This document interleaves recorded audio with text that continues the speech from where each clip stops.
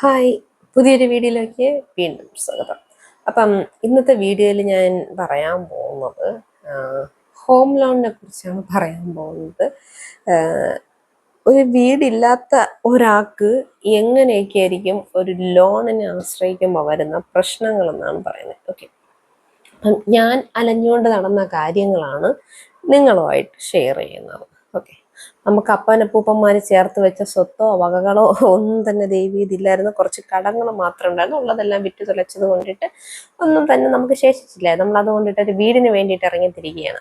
അപ്പം ഞാൻ ഫസ്റ്റ് പോയത്, ഞാനും അമ്മയൊക്കെ അന്വേഷിച്ച് പോയ കാര്യങ്ങളാണ് ഇപ്പം ഞാൻ പറയുന്നത്. ലൈഫ് മിഷൻ പദ്ധതി എന്ന് പറഞ്ഞിട്ടൊരു പദ്ധതിയുണ്ട്, നിങ്ങൾക്കറിയാമോ?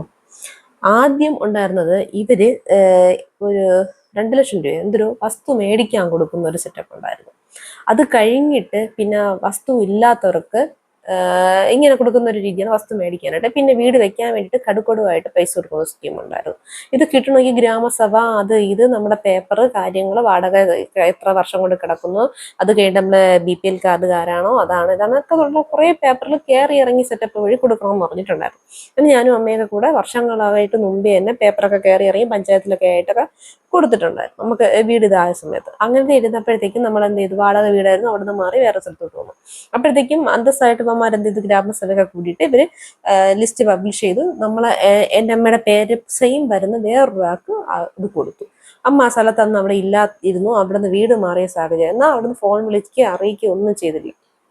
അങ്ങനെ നമ്മൾ അറിഞ്ഞതുമില്ല. അമ്മയ്ക്ക് പകരം ഇപ്പം ഒന്നും വേണ്ട, ഇപ്പം എൻ്റെ അമ്മയുടെ പേര് ലതയാണെന്നുണ്ടെങ്കിൽ കൊടുത്തത് ലത കുമാരി എന്ന് പറഞ്ഞൊരാൾക്ക് അവരങ്ങ് കൊടുത്തു. മനസ്സിലായോ? ഈ ഒരു സെറ്റപ്പ്. എൻ്റെ അമ്മ ഒന്ന് പോയി കിടന്ന് അവിടെ കിടന്ന് പഞ്ചായത്തിലൊക്കെ അന്വേഷിച്ച് വിഷമമൊക്കെ ആയിരുന്നു, പരാതിയൊക്കെ പറഞ്ഞു. ഒരു കാര്യമില്ല ചേച്ചി, അടുത്ത ഈ മിഷൻ കഴിയുമ്പോൾ ഉടനെ എടുത്തത് വരും, അപ്പം കൊടുത്താൽ മതി എന്ന് പറഞ്ഞു. അങ്ങനെ നമ്മൾ അടുത്തതിന് വേണ്ടി വെയിറ്റ് ചെയ്തിരുന്നു.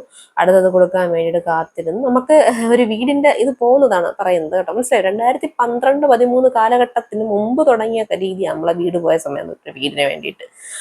അങ്ങനെ അത് കഴിഞ്ഞ് അപ്പോഴത്തേക്കും പറഞ്ഞു സർക്കാർ കോട്ടേഴ്സ് പോലുള്ള സംഗതി വെച്ചു കൊടുക്കുന്നുണ്ടെന്ന് പറഞ്ഞു. അങ്ങനെ കോട്ടേഴ്സ് കിട്ടും നമുക്കെന്നും പറഞ്ഞ് സന്തോഷമായിട്ടിരുന്നു. കോട്ടേഴ്സ് കിട്ടുമെങ്കിൽ കോട്ടേഴ്സ് വേണ്ടി അങ്ങനെ ചെന്ന് നമ്മളെ കരമന മേലാറന്നൂറിന്റെ അവിടെയൊക്കെയാണ് കോട്ടേഴ്സ് ചിലപ്പോൾ വരാൻ ചാൻസ് എന്നൊക്കെ പറഞ്ഞു. നമ്മൾ അങ്ങനെ ചെന്ന് നോക്കിയപ്പോഴാണ് ഈ കോട്ടേഴ്സ് എന്താണെന്ന് വെച്ച് കഴിഞ്ഞാൽ, എനിക്ക് തോന്നുന്നു നമ്മുടെ മാവീരൻ സിനിമയുണ്ട് തോന്നുന്നു, ശിവകാർത്തികേയന്റെ ആ സെയിം സെറ്റുകളെന്ന് വെച്ചാൽ ഒരു ഫ്ലാറ്റിനകത്ത് ഇതേപോലെ അപ്പുറത്ത് ആക്കൂസി നിൽക്കുന്നവന്റെ ചെമര് നമ്മളെ ഈ മുറിയിലായിരിക്കുന്ന സൗണ്ട് കേൾക്കാൻ പറ്റും. അവിടെ നിന്ന് വരുന്ന തട്ടി ഇവിടുന്ന് ഒരു ഫ്ലാറ്റ് സെറ്റപ്പ് ഒന്നും അല്ല, അതിനെക്കാട്ടി ഭയങ്കരമായിട്ടുള്ള കഷ്ടപ്പാടിലാണെന്ന് മനസ്സിലാക്കും. സ്വാഭാവികമായിട്ട് പെങ്കൊച്ചിനെ കൊണ്ട് ഒരു അമ്മ ഒറ്റയ്ക്ക് ജീവിക്കുമ്പോൾ ഭയങ്കര ബുദ്ധിമുട്ടായിരിക്കുമല്ലോ വിചാരിച്ച് എന്ത് ചെയ്തു, നമ്മൾ ആ ഒരു സെറ്റപ്പും വിട്ടു. അങ്ങനെ പറഞ്ഞ് നമുക്ക് എങ്ങനെയെങ്കിലും കഷ്ടപ്പെടുന്ന പൈസ എല്ലാം കൂടി ചേർത്ത് വെച്ചിട്ട് വസ്തു മേടിച്ചിട്ട് പഞ്ചായത്തിൽ നിന്ന് ലോൺ എടുക്കാം എന്ന് പറഞ്ഞിട്ട് നമ്മൾ ഇറങ്ങി തിരിച്ചു. അങ്ങനെ നമ്മൾ എന്ത് സെന്റിന് മാക്സിമം നമ്മളെ കൊണ്ട് പറ്റണ അന്നത്തെ പൈസയിൽ 25-30 നോക്കാൻ നോക്കി. അതൊക്കെ കിട്ടും. 30-25 അങ്ങ് ഗുദാമൊരു വണ്ടി ഒരു നാൾ വഴി നടന്നു പോകാൻ പറ്റുന്ന രീതിയിൽ വെച്ചാൽ രാത്രി ഒന്ന് വയ്യാതായി കഴിഞ്ഞ് അവിടെ കിടന്ന് തീരും. അങ്ങനെയുള്ള സ്ഥലങ്ങൾ അങ്ങ് കാട്ടാക്കടയോ എവിടെയെങ്കിലൊക്കെ ദൂരെ കീഴാറ് അങ്ങ് എവിടെയൊക്കെയാണ് ഉള്ളത്. അങ്ങനെ നമുക്ക് ആരും അന്നത്തെ സമയത്ത് വിളിച്ചാൽ പോലും വരാത്തത് കൊണ്ടിട്ട് നമ്മൾ ഏകദേശം ഒരു വണ്ടിയും വെള്ളവും പോകുന്ന സ്ഥലത്ത് അമ്മ നമുക്ക് നോക്കിയെടുക്കാം വിചാരിച്ചു. മാക്സിമം കടമൊക്കെ മറിച്ചിട്ടോ എന്തെങ്കിലും കുടുംബശ്രീ എന്നൊക്കെ പിടിച്ചിട്ടോ എന്തെങ്കിലും ചെയ്യാമെന്ന് വിചാരിച്ചു. സെന്റിന് നമ്മൾ എന്ത് ചെയ്തു, ഒരു 50-60 ഒരു മാറ്റം വന്നു. അവൾ 1 ലക്ഷം, നമ്മൾ ഓരോ ബ്രോക്കറിനെ കാണുമ്പോൾ പറയും 1 ലക്ഷത്തിന് താഴെ ഒന്നും ഇല്ല ഒരു സ്ഥലത്തും ഇല്ല, 50-60 ഇല്ല ഒരു സ്ഥലത്ത്. അങ്ങനെ പറഞ്ഞു. അങ്ങനെ അവസാനം നമ്മളൊരു 3 സെന്റ് മേടിക്കാനായിട്ട് 3 ലക്ഷം രൂപയ്ക്കകത്ത് ഒപ്പിച്ചു തരാനായിട്ട് പറഞ്ഞു. ഞാനായിട്ട് വിചാരിച്ചു 1 ലക്ഷം രൂപ ആയിട്ടിട്ടെന്നൊക്കെ. അങ്ങനെ എന്ത് ചെയ്തു, അതിനു വേണ്ടി ഇറങ്ങി തിരിച്ച് ശരി എന്ന് പറയും, വസ്തു കൊണ്ടുവന്ന് കാണിക്കുന്നു. ഓക്കെ ശരി, വസ്തു കാണിക്കാനായിട്ട് എല്ലാം ശരിയാവുന്നു. അങ്ങനെ നമ്മൾ എന്ത് ചെയ്തു, പൈസയ്ക്ക് വേണ്ടിയിട്ട് നമ്മൾ പലിശയ്ക്കോ അവിടെ എവിടെയൊക്കെ എടുക്കാനായിട്ട് നോക്കുന്നു. ആ ടൈം ആയപ്പോൾ ഉടനെ പറയും പൈസ പലിശയ്ക്ക് തരണമെങ്കിൽ ഇത്ര മാസത്തിനുള്ളിൽ പൈസ തിരിച്ചടക്കണം. വസ്തു മേടിച്ച് കഴിയുമ്പം അത് തിരിച്ചടയ്ക്കാൻ നമുക്കൊരു വരുമാനം വേണമല്ലോ. നമുക്ക് പിന്നെ ആഹാരം കഴിക്കുമോ, നമ്മൾ റെന്റിന് കഴിയുന്ന ആ വീട്ടിൽ നിന്ന് പെട്ടെന്ന് മാറാൻ ഒരു വീടാവാതെ പറ്റത്തൂലല്ലോ. അങ്ങനെ ആ ഒരു ഇതെന്ത് നമ്മളിങ്ങനെ ആലോചിച്ചുകൊണ്ട് നമുക്ക് പിന്നെ പണയം വെക്കാനും കാര്യങ്ങൾക്കൊന്നും അങ്ങനെ വലിയ സംഗതികളൊന്നും നമുക്കൊന്നും ഇല്ലായിരുന്നു. അങ്ങനെ എന്ത് ചെയ്തു, നമ്മൾ ആ ഒരു ഇതും സ്റ്റോപ്പ് ചെയ്താലോ എന്ന് പറഞ്ഞിട്ട് അങ്ങ് നിൽപ്പ് തുടങ്ങി. അങ്ങനെ ഇരുന്നപ്പോഴാണ് കൊറോണ പോലുള്ള ഐറ്റംസ് മറ്റേതൊക്കെ കയറി വരാൻ തുടങ്ങിയൊക്കെ ഒരു കാലഘട്ടത്തിലോട്ടൊക്കെ നമ്മളൊക്കെ ഇങ്ങോട്ട് എത്തി തുടങ്ങി. അപ്പോഴത്തേക്കും ഇപ്പോൾ സെന്റിന്റെ വാല്യൂ മാറി. ഒന്ന് കിടന്ന ഒന്നരയും പറഞ്ഞ സ്ഥലത്ത് കാട്ടുംപറ സ്ഥലങ്ങളൊക്കെ എന്ത് ചെയ്തു, 3 വിളി തുടങ്ങി, 2.5 വിളി തുടങ്ങി. അപ്പൊ ഇതൊക്കെ കൂടുന്നതനുസരിച്ച് 2, 3 ഒക്കെ ആകുമ്പോഴത്തേക്കും നമുക്ക് എന്ത് ചെയ്തു, വീട് വെക്കാനായിട്ടുള്ള വഴികൾ കുറഞ്ഞു തുടങ്ങി.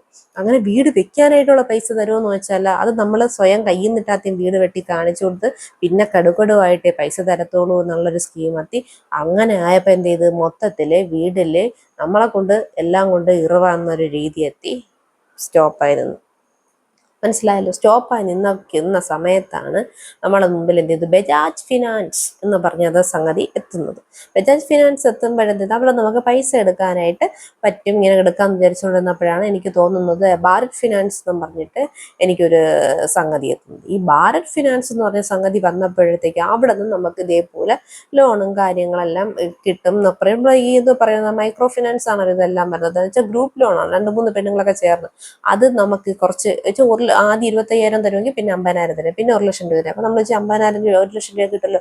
ഈ 1,00,000 രൂപ ഇതും കൂടെ ചേർത്ത് 2 പേരും കൂടി നിന്നെടുത്താൽ 2,00,000 രൂപ. അപ്പൊ 2,00,000 രൂപയുടെ കുറച്ച് പൈസയും കൂടെ കടം മറിച്ചെടുത്ത് കഴിഞ്ഞാൽ